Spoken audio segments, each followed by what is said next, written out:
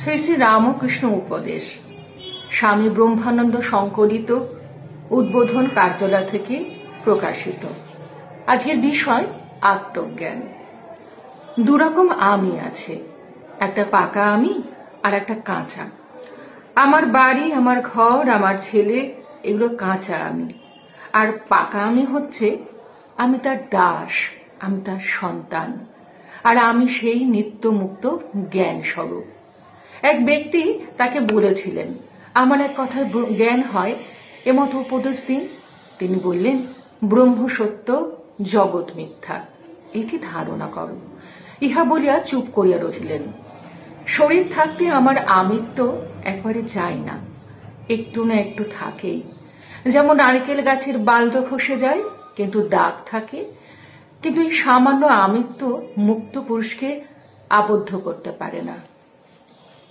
জয় ঠাকুর, জয় মা।